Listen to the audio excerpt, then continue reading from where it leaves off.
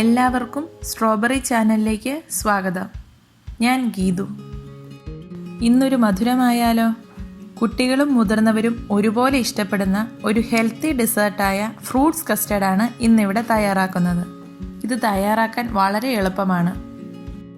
ഇതിനായി ആദ്യം തന്നെ കസ്റ്റർഡ് മിക്സ് തയ്യാറാക്കി വയ്ക്കാം. ഒരു ബൗളിലേക്ക് 3 ടേബിൾ സ്പൂൺ കസ്റ്റർഡ് പൗഡർ എടുക്കുന്നു. ഇതിലേക്ക് 1/2 കപ്പ് റൂം ടെമ്പറേച്ചറിലുള്ള പാല് ചേർത്ത് ഇളക്കി യോജിപ്പിക്കാം. ഇത് നന്നായി മിക്സ് ചെയ്ത് മാറ്റിവെക്കാം. ഇനി ഒരു സോസ് പാനിലേക്ക് 2 കപ്പ് പാല് തിളപ്പിക്കാനായി വെക്കുന്നു. ഫുൾ ഫാറ്റ് മിൽക്കാണ് എടുക്കേണ്ടത്. പാല് ചൂടായി വന്നിട്ടുണ്ട്. ഇതിലേക്ക് 4 ടേബിൾ സ്പൂൺ പഞ്ചസാര ചേർക്കുന്നു. മധുരം നോക്കി പഞ്ചസാരയുടെ അളവ് കൂട്ടുകയോ കുറയ്ക്കുകയോ ചെയ്യാവുന്നതാണ്. ഫുൾ ഫാറ്റ് മിൽക്ക് ആയതുകൊണ്ട് തന്നെ പെട്ടെന്ന് അടിയിൽ കരിഞ്ഞു പിടിക്കാൻ സാധ്യതയുണ്ട്. അതുകൊണ്ട് ഇളക്കി കൊടുത്തുകൊണ്ട് തന്നെ തിളപ്പിക്കാം. പാലിപ്പോൾ തിളച്ചു തുടങ്ങിയിട്ടുണ്ട്. ഇത് ലോ ഫ്ലെയിമിലാക്കി ഇതിലേക്ക് കസ്റ്റാർഡ് മിക്സ് ചേർക്കാം. കസ്റ്റാർഡ് മിക്സ് നേരത്തെ തയ്യാറാക്കി വെച്ചിരുന്നത് കൊണ്ട് അത് അടിയിൽ സെറ്റിലായിട്ടുണ്ട്. അതൊന്നുകൂടി നന്നായി ഇളക്കിയിട്ട് വേണം ഇതിലേക്ക് യോജിപ്പിക്കാൻ. ഈ മിക്സ് ചേർത്താൽ ഉടനെ തന്നെ പാല് കുറുകി തുടങ്ങും.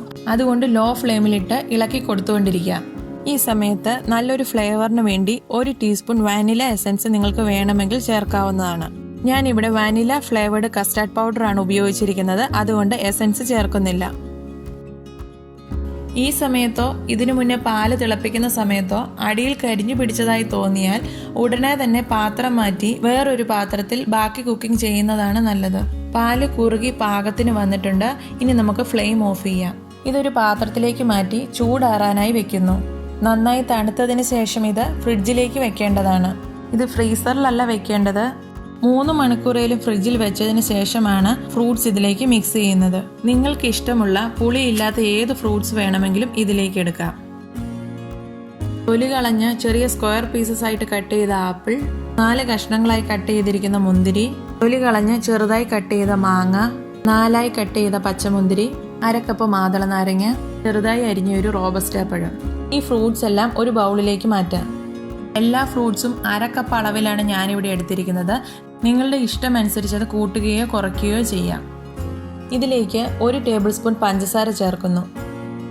ഇതിനെ അടച്ച് ഫ്രിഡ്ജിലേക്ക് വയ്ക്കാം. ഇപ്പോൾ 3 മണിക്കൂർ കഴിഞ്ഞിട്ടുണ്ട്.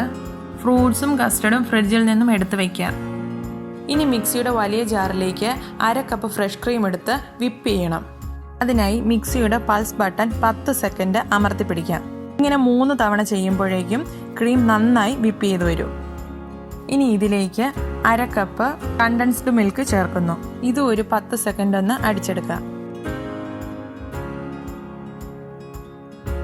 ഇനി ഇതിലേക്ക് ഫ്രിഡ്ജിൽ നിന്നും എടുത്ത കസ്റ്റാർഡ് മിക്സ് ചേർക്കാം. ഇത് ജസ്റ്റ് ഒന്ന് അടിച്ചെടുക്കാം. ഒരു 3 സെക്കൻഡ് മതി. ഇപ്പം നല്ല ക്രീം പരുവത്തിലായിട്ടുണ്ട്. ഇത് നമുക്ക് ഫ്രൂട്ട്സിലേക്ക് ഒഴിക്കാം. നന്നായി മിക്സ് ചെയ്യാം. നമ്മുടെ ഫ്രൂട്ട്സ് കസ്റ്റർഡ് റെഡിയായി കഴിഞ്ഞു. ഇതിൽ ചേർത്ത ക്രീമും കണ്ടൻസ്ഡ് മിൽക്കും നിങ്ങൾക്ക് വേണമെങ്കിൽ ഒഴിവാക്കാം. താല്പര്യമുണ്ടെങ്കിൽ മാത്രം ചേർത്താൽ മതി. നിങ്ങളെല്ലാവരും ഇതൊന്ന് ട്രൈ ചെയ്ത് നോക്കണം. നിങ്ങൾക്ക് തീർച്ചയായും ഇഷ്ടപ്പെടും. ഈ വീഡിയോ ഇഷ്ടമായാൽ ഷെയർ ചെയ്യാനും ലൈക്ക് ചെയ്യാനും മറക്കരുതേ. അതുപോലെ തന്നെ നിങ്ങൾ ഇതുവരെ ഈ ചാനൽ സബ്സ്ക്രൈബ് ചെയ്തിട്ടില്ലെങ്കിൽ സബ്സ്ക്രൈബ് ചെയ്യാനും മറക്കരുതേ. Thank you for watching. പുതിയൊരു വീഡിയോയുമായി ഉടൻ കാണാം. Bye bye. Take care.